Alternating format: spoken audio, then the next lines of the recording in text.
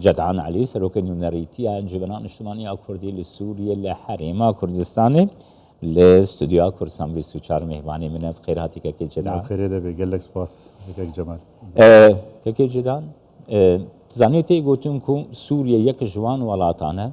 كو زرارة يعني دستلاتا سوريا ما بس زرارة هري مزنج هاتنا دونالد ترامب تشاو هذا خدي ام هيفيت كن اولو يعني اولي والله سركفتنا بروسا ديمقراطي لامريكا بري بنافو دنقا وتشتكي قال لك مظنه هاتنا سروكا كي نو لامريكا جهه بالكيشه جهان حمويه وهركسك تايبت جي اما اموكا ملتكي بندست ما في مغنضا كسي ناس ناما ما ناس نكريا سرخاكا ما وعرض ما جهكو عمله وسوريا جيوك دولات بشتي خوا شورشت دا تشيبو وابو 16 صالة بردواما حتى نها جغيري ويران كرنه وجغيري كوچبريه وكشتنه وقرتنه وبرچيبونه وأواربونا دهندرو دا افتنه ما بچاوه خوديتيا براسي نتيجة في شورش وسر هلدانا گوچه بو يعني هيفيا ملت سوري جي اوا جوي سروكي نو گو برنامج خوا جيب بكيت شتيد بيجي شخوت قالك فايل دستيوينا دهانا ان فورم لبرن يكجد تشتي داخلينا تشتي داخلي ولاطي وانا تشتي خارجي جدرفا اي مظنن صينا وحربا اوكرانيا الشرق الاوسط ناتو يا ويتشاوا فاتشتاب هفدو فاجري بدي اما اموكا ملتك الشرق الاوسط ده او د سوريا ده بتايبات ملتي كرد د سوريا ده جابديره هرجو هرتنك الدنيا وفا دولتي زلهز شي دبن دسوردانا كم مظن د سوريا ده كرنا جو تاليا انجي كوتاهيا في خرابيا وايشو زاري ملتي سوري براستي ام في فينا ليد مزين تفي جواز وكا كسايتي كشخصي متخست هارست دركبه ديمقراطي بمينن بس بس ترامب دركت كي عن فيجن روف مثلا سياسة أمريكا يا روجانا دجي تي آخفتن كو يك جمجارين سركة إيكو ترامب دي قاف لسربا فيجي روشا روجلاتا نادين بله بيقو من سوريا جيد جبهية كده جبهة إيران وروسيا أفشر الدارجي وشورشي بله دوي جبهة دي كو ترامب دي الحنبري في جبهة تنتربه بله وبلستر جي دي قابان بابي جيش برقو كسايتي عاوي جي تزاني بريارين خو بلزد دي وتجاوا دخيني أم جد بينن بلكي وابي إن شاء الله يعني أم مثلا أنا سوريا جنجا كده نبكي فاخوا جنجا سر غزة وإسرائيل وغزة وحزب الله وسوريا ومحوري ايراني وايران وحوثي اليمني سوريا بشك جيه تفيقو خوا دي نشاندان انه تبلي نبويه بشكل كي برنجا كي راستقينا تخوازي خوجي وقت عرض بيجن تحييد بكي خوجي بدي اليكي بس نكاري خوجي بدي اليكي هم سينورا جغرافيا هم ايران نفوذه دستويته دا دريجه وهم جي ايران وك منتي ویلی هنا كرسيوي باراستيا وك سروك كومار هشتيا حتى نهار رجيمك لاواز بتناخد زاوي كده شاميدا مثلا مايا بفيرنجي وك نچارا نكاري بيجي ايراني نو تبلي شرد بي يعني ترامب هيفيا ما اوا جو كاربي تاليا في شري لصالح ملتي منطقي بي نصالح رجيم ابي ودسلات ابي ابدسلات خراب ايجو ويلات بسري ملتي خدا انينا ورجيم بشار يك جوانا يعني لسوريا كيكي جدعان يعني جهكي سرككو حيزا امريكا ليه روجافاي كردستانيه ما ترسي هي لسر روجافاي كردستان والله ما ترسي هي حتى انها بردوامه جبر مثلا جارا بري وينا وقت بسركت ترامب يكسر ايفارك يقول والله امي فاكشن سوريا نتيجه وي داخيانيا وينا وعند جيب نكرنجي يعني بس درفتج تركيا راتشيبو او مثلا غصن زيتونه وعفرين بو سريكانية جريسبي أف حمد در براستي عهد ترامب دجارات دي تركيا شو يعني وتم تركيا قف دخارن انه بجي درباس ببيش غيري دوبرا ايش بدلا بجي كرنا بالدرونه وبالطياره وبفروكي او بشفير وبيش فيرا ولود كرنا يعني براستي سياستها انها ديفاكتو لسر عرديجي دمشي جو اويجي كاريبانا جو هارتني لسر عردي انجي يعني بيشنيارن وخلكي تشاف دير دخوينن ودبينن وعمليجي سر عردي شي دبي يعني حماس تكاري بيجي هالوشان النهشتن حزب الله اللبناني ولو كرن اللي سوريا لا واز دبي نويري دنجي خو هر دوي شرشوي دگر از بپرسم که جدعان يعني مثلا گر دوي دما ترامب بخدشي يعني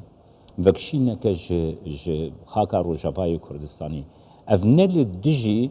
بلان و پیش روجا روشلاتا ناوین و برجبندی امریکا بخواه بگومان يعني اما دبينين هجر وكشيج سوريا وكا كانه كاغتك خرطش دستي خبر دي ونما دستي بيبتي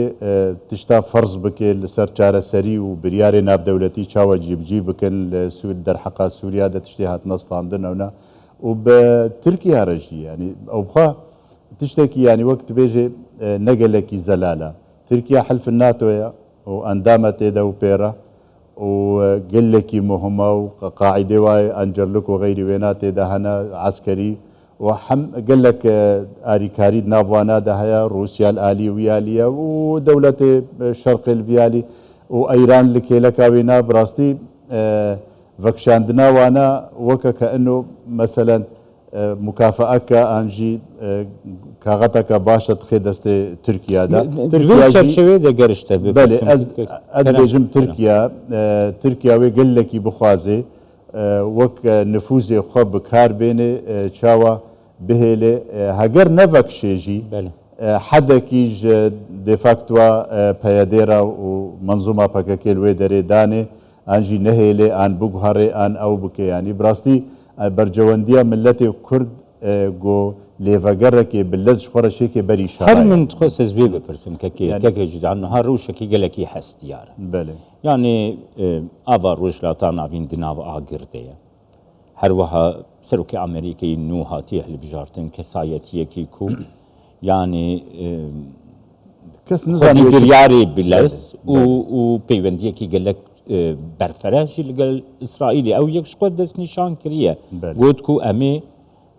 حتى داوي بشقريا اسرائيلي بكن نها كرد يقرتي بانا ده روجافاي كردستاني نا افرو شائيروكو هسه دوري وبريا خسر خل سر روجافاي كردستاني سباندنا يعني بوزيشنك يقرتي يا كردان هبانا كرد دفيرو شيدا نبي هيستربون برامبري امريكا والله يعني جرك ام كرد فيناج هاف نبرسنجي يعني براستي جوي بيفرينينا هر اوري تاني هيا او تاني ما ديجهني آرامية او تاني ما ديجهني هجر ام دعوة دوزه وما في خودكن منيزيك بهتر دكي ما بال بش دكي ام بش غير بنج آلية دولتك وكا امريكان و نافروكا سياستا وينادا انه هابونك كردا برچاو هبه دستورا سوريا نودا ما في وينا وري كسباندن وتثبيت ببه دناب بسوريا توايرا كاربن شورا سوريا كنو آوا بكن پشتي بشار انجي بهبونا بشار كي لوازو او ناجي يعني تدي اب كوميتي هنا دستوريا هيئة تفاوضة اوبوزيسيون سوري نظام سوري چاوا بابدو چاوديريا ناف دولتي وبتايبت شي امريكان سرپرشتيا ويكاري حميد سوريا دت كي هيفيا ما اوا جو بيادي وريفبريا بيادي اللي فقرك باللز خورشيكي بالساعات تشينابي بروجا دريج بكي ترامب وري ايرو استلام بشتي دمك بخسر وقت استلام بكي تنزاني رادستي وينا ببي حكم داري وايفارا ويتش بريارا بستيني هيفيا ما اوا جو امن من الهيفيا مفاجآت هيفيا ما اوا جو ام خلي فقرش خورشي بكن اللي هف فقرن ببنا خودية دوزا خو خودية ملتي خو شاوة زحمتية سروا كيم بكن شاوة الراحتية الجمعة بكن كفتنا سياسي وبري هالوسطى سياسي جو يكبي آكردا حتى لو خسارجي شي ببي حتى لو إيريشن شي ببي حتى لو برياري ترامب نتشعبني دير يعني انه نمتوقع دركه في الجوينادجي ديسا مشكله نينا وقت كرد حمد استواد هفدا بيك بمخابن ريفابريا خسر ابيدي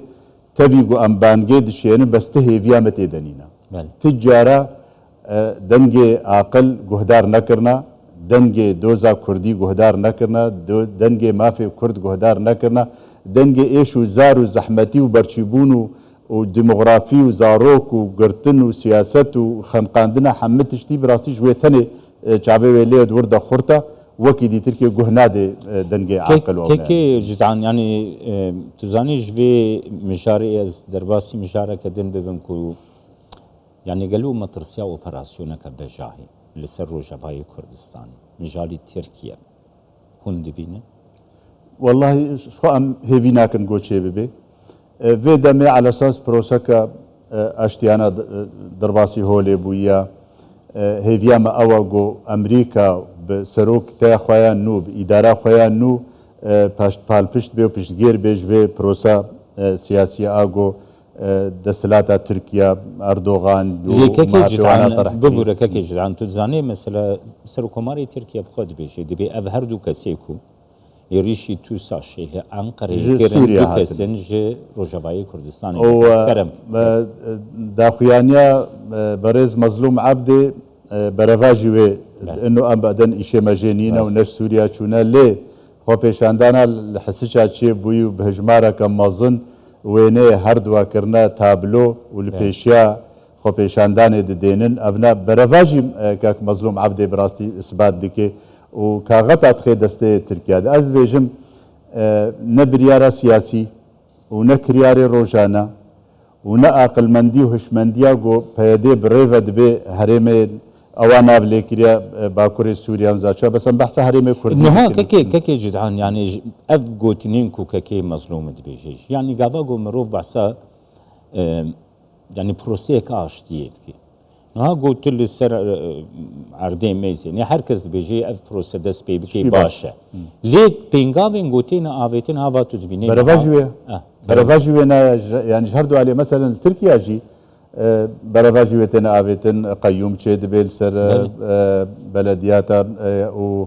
افنا بونا بوشار بلدي مثلا جوهرتن او كن براستيجي والاليه بكاكيجي جبر وجدرا هنيجي داخوياني درد كفن نجهد الراحتينا يعني دعم ناكن بشجيريه ناكن فرضا بالزمان هناك جوانات بيجو هناك او دكن دنزان يعني براسي كاغتا تبلي هفدو دكن برجونديا ملتي كرد تخويا كرن قل لكيد اشتياني قل لكيد دريا اشتي دريا ديالوكي دريا دانوستان دنير دريا امبرياري سياسي دبيجن 10 سال الشر نبرانبري يعني 10 سال دانوستاندن نبرانبري ساعتك ان روجك شر قرباني تشي ببن او تشي قرباني الهردو اليا تشي بن بس بيت الاليه ما تشي بن الاليه ملتي كرد تشي بن تشل سوريا بتشل باكور بهجر ريشاد كان حيفاد هلينه تدبينه دنگي في ملتي هاتيه دانا بنا سروكي شاردريه بمهانه وبهانه جو دعوة سروانا وانه باكاكينا وانه نظام تشنا وقبول لكن فاسالفات تبينه بيتشاوتكن يعني كيكي جدعان قرم رقرنا مجارا خوي سرككو هل بجاتنا دونالد ترامب وكي انا كسا هون بيروز باهيا دونالد ترامب يعني جدا خوازا هفديتني لقل دستلاتان نو ادمنستراسيون نو اما ام وكا انا كسي دبين تفيغو ازنا غوتا بيجي انا كسيما بس وكا نو نرتي هرما كردستان قاسي خود بينن لفرجي كونسولوسخانا واهيش بيغو من افهل بجارتن سركفتنا هل بجارتن تشتكي بيروزا ديمقراطي تشتكي بيروزا رنگي غو دكن هفدو قبول كرنا وانا طبعا ام سروانا ترسن دولتك زلهيز وخرطه وسياستا جهاني بريفد بي ام بهيفينا قوب اورا كدي السوري روشا سوري بتفاي ميزينه دنافرد روشا كرد ميزينه كرد لحمه بارشا جافيوا لدولتك مظنه وكا امريكان جو دادوريك در حقاوادا بيك بين السر عرضي بين ما في خشاب بن وك في ملت الدنيا بريا اشتيانا بريا سلمي ام جشار خلاص ببن ام قربانيه خلاص ببن ام شهید بونه نما بدن ام ویران کرن و کوچبریه خلاص ببن سرخاکی خو ام جی شاب بن وک ملت دنیای بدولتک خو براحتی کې بریار سیاسی ببریا اما شرکاتیا سوریا تخوازن هبون امد سوریا دا بناسنامه خو بتثبیت ما في خواد هندروي سوريا دا حتى في دقيقة حالي حاضر كسي نقوتي أمي بارچة كي سوريا ببن أنجي أو بكن براستي أم هيفيا ملتي كرد بتفاي لهر چار بارچة كردستاني لهم جهاني أفا گو أف سروكي نو هاتيه لبجارتن رولكي بليزي كردا شابكي وجاري بيجن والله بصيري ما ناسنامه ما امریکانش بدلا ام جاري غازنا جي بكن فلان قناغي وفلان تاريخ دا ظلم وزور وتعدل مكريا ان بشتا خدايا ما او نكريا ان هيفيا ما قال لك بلندا سر هالبجار بوتك كي جدعان علي سروكي نرايتي انا كسل حريما كردستاني ميواني قال لك سباس ممنون